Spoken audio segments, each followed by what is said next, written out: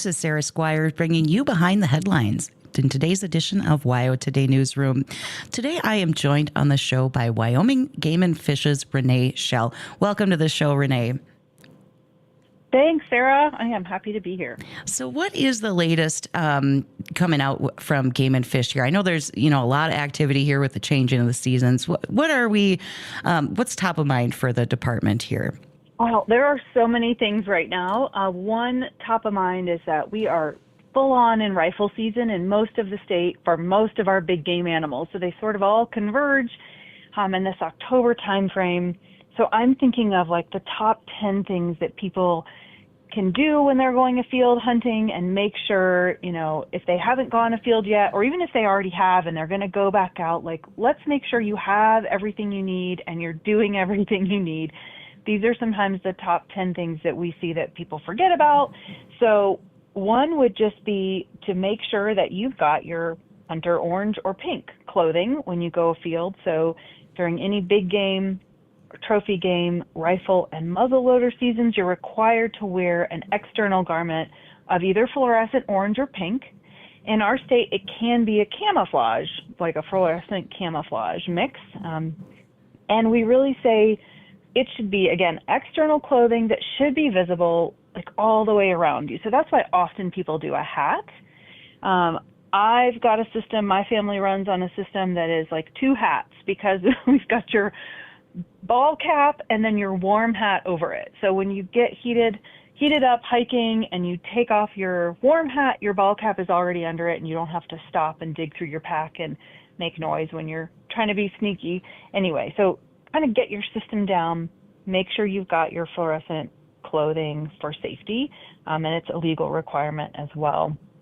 Before you head out, Sarah, so you've got that to check, get your license out of the envelope. If you got it in the mail and you got it in an envelope, make sure you've opened it and you've signed the license to validate it. So you don't sign the carcass coupon, we'll get to that in a minute. You don't sign the landowner coupon, you just sign validating your license. So you've got to do that. And then make sure you have your hunter safety card with you or that it's printed on your license. So most folks at this point, I'm hoping, have it matched up where the systems, and it's really on our end, are talking to one another and your hunter ed card is printing on your license. So it can be on there or carry it separately. Go ahead and make sure that you have your conservation stamp or that you're exempt from a conservation stamp. So some licenses, like our pioneer licenses, which means you've been here, you're older and you've been here a lot of years and you're mature in your hunting, and anyway, you're exempt from a conservation stamp. But just double check that you have all the stamps you need, whether it's a pheasant stamp or a sage grouse permit, the special free permit, or an elk stamp or the conservation stamp. There's a lot. If you're not sure, and sometimes where it gets tricky too is with bird hunting and you've got a kid, a youth that might need something different than you, just call our front desk and just ask. Say, hey, I just want to make sure I've got all the stamps I need. Here's where I'm going. Who's going with me? This is what we have. So double check that. Those are most of the things kind of going into the field to make sure that you have. Then when you head out, some things to think about. I've had a lot of conversations lately about what happens, especially with younger hunters, when the adrenaline is going and maybe you don't make the best choices. So remember to make good choices, and that would be things like don't shoot from a vehicle. So you may be driving to where you planned to park and go, walk out up into a clearing and look for, let's say, elk. And on the way, you see a huge bull and you're driving down a 2-track. And if it's a numbered road on your map, that's considered a road. If it's got a name or a number on your map or on your onX, that's a road. You cannot shoot from the road or from your vehicle. So don't lose your mind and just, need that elk, the one that you see, stop the vehicle. You need to get out off the road on the other side of the fence, and then don't shoot back across the road either. So, go on the side of the road that the animal is. So those are two big things. then know what area you're hunting in. So especially if you're on your way to your hunt area, make sure you're already in your hunt area and not in another hunt area that you don't have a tag for. And the whole, like, make sure you know if you've crossed into private land, or if you're shooting an animal that's standing on private land even though you're standing on public land, whatever that looks like. Know that your onX, too, most of our hunters at this point are using onX. You can be several meters off, so just be sure, give yourself that grace and that space to know that, like, don't ride that line, because you can be a little bit off, which is why, and corner crossing is a whole other thing, Sarah. I'm sure as soon as I said that, so many of your listeners' ears perked up. I'm not going to go into too much detail about it, other than to say that can be the problem with corner crossing, is that unless you are crossing at those, surveyed markers, you really can't be sure that you're in the exact corner to cross. So that's something that personally I will be avoiding, trying to do that. And that comes into that kind of avoid trespassing piece as well. You don't want to get into that.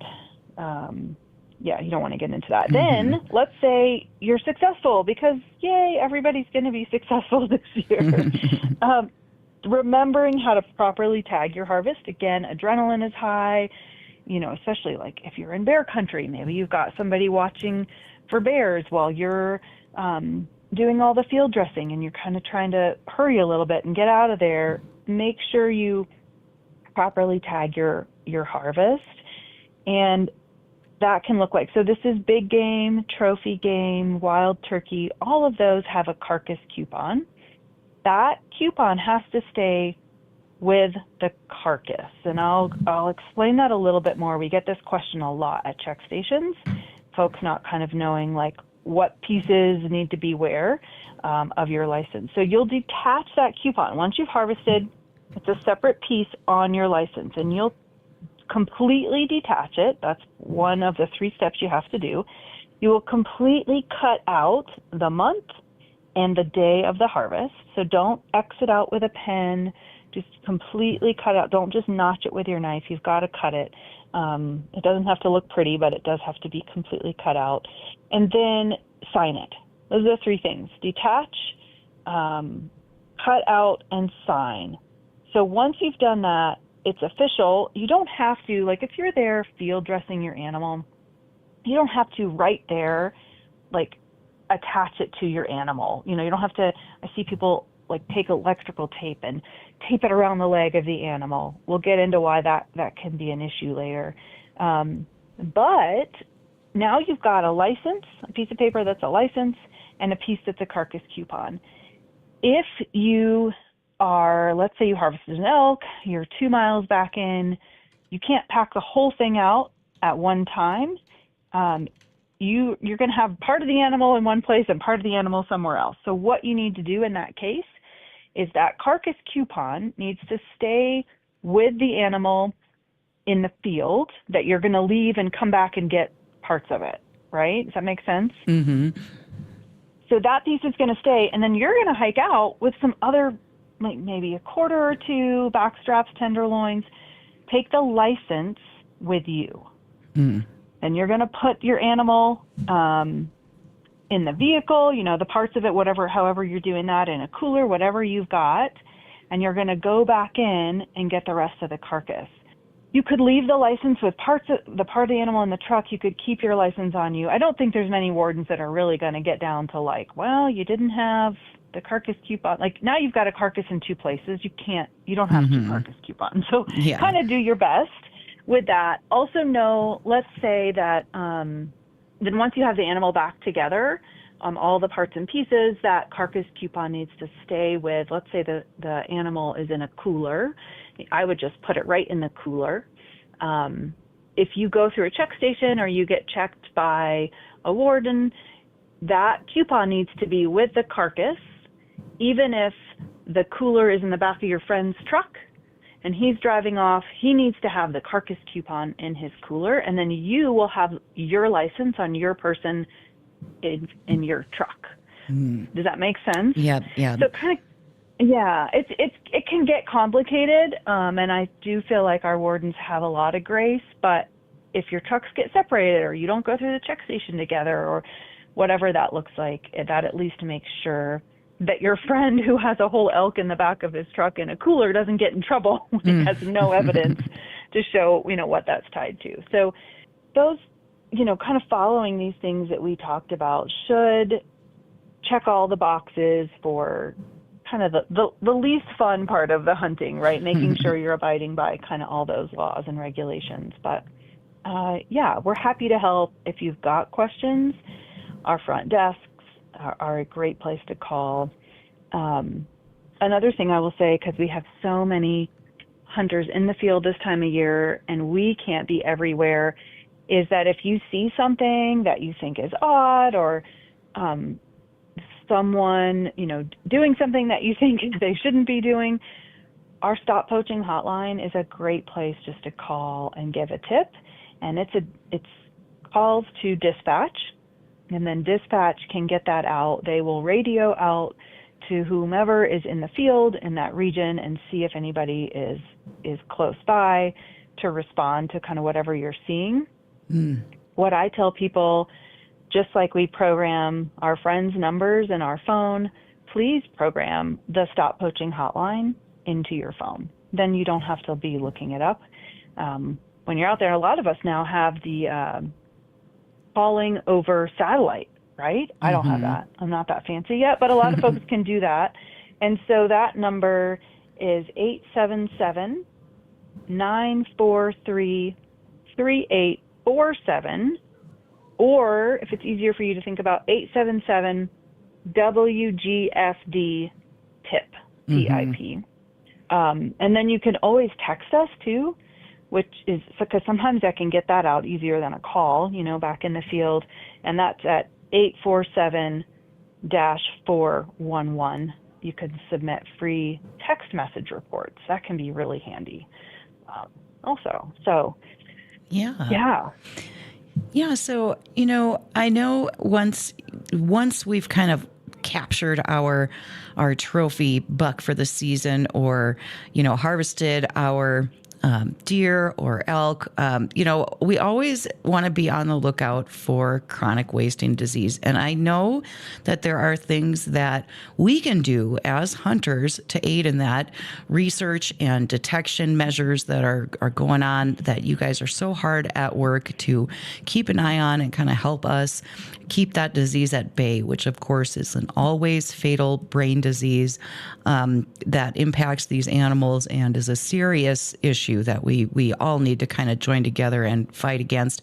Renee, what can hunters do, or how do we help with those CWD samples and getting those to you guys to test?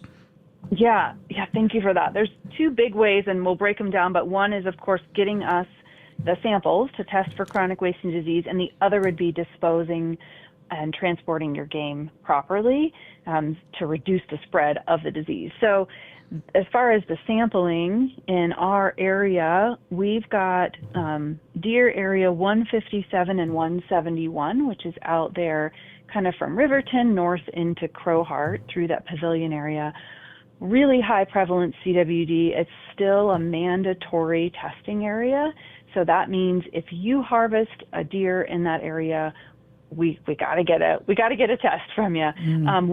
Because it's mandatory and we know that can be a pain, we've tried to make it really easy. I will say though, most folks that are hunting in those areas know about the high prevalence and want a test anyway. So we've got, our public is great, and they understand the importance of keeping tabs on what's going on with that herd of deer, and then they want it just personally too. So ways to get the test, we've got, I think probably most folks, again, that have been hunting between DuBois and Riverton and even Inlander have seen our head drop locations that we've got around. So that can be an easy place to pull up, and it's got all the instructions on how to write down your information and attach that to the head of your animal. So that would be something you would need to pack out, which we would prefer that you probably do that anyway.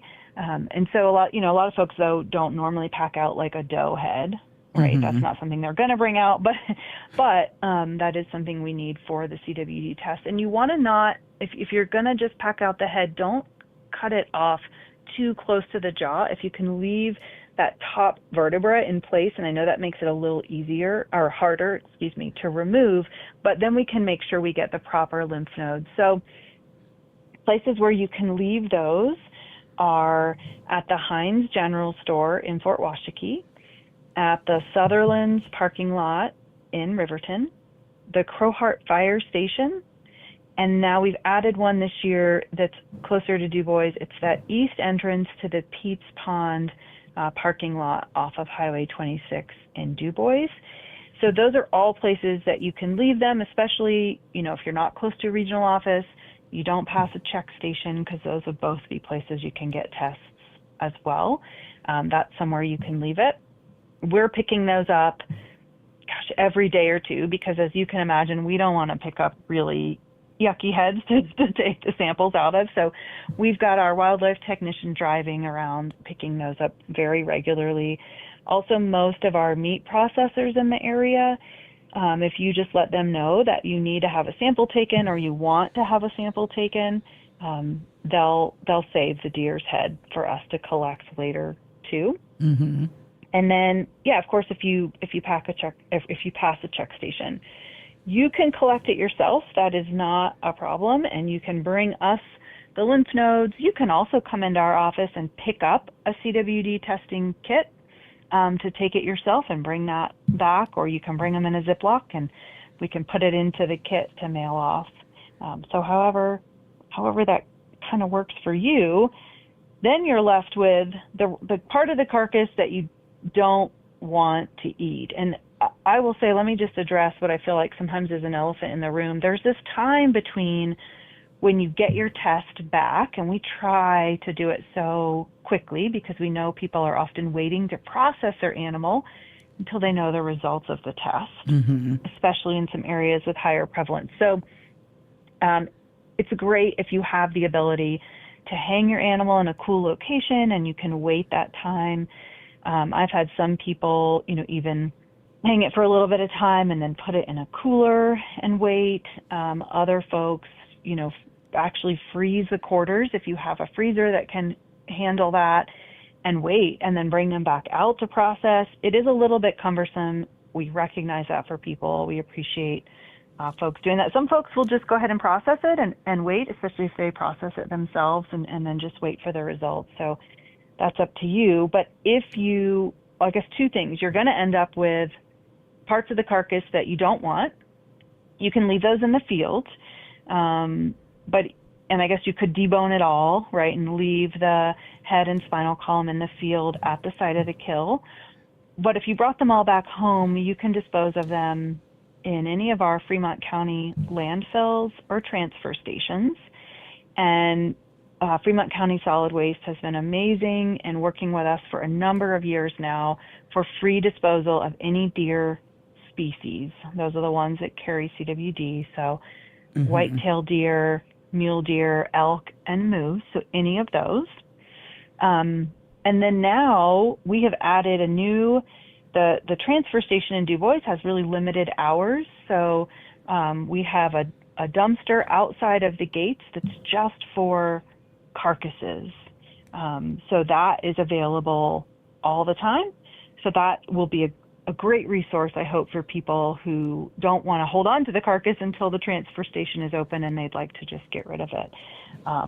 That's a way they can do that. So wanting to get that word out about that new dumpster up there in DuBois as well.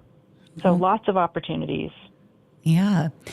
Well, that's great, Rene. I think we kind of went from start to finish, things to keep in mind when you're out in the field, and then all the way down to that very last moment when you're processing or disposing and kind of figuring out what you're going to do with your harvest. And I would be remiss if I didn't mention, for folks out there who are on the hunt, WYO Today Media has an interesting and awesome contest we've got going on here through November 30th it's called the Big Bull Contest. We've got categories for women and men and youth, and we have got some amazing prizes. If you want to check out the details for that, head out to wyotoday.com. But thank you so much, Rene, for filling us in on the things we need to keep in mind and kind of guide us through this season of the hunt. Thank you.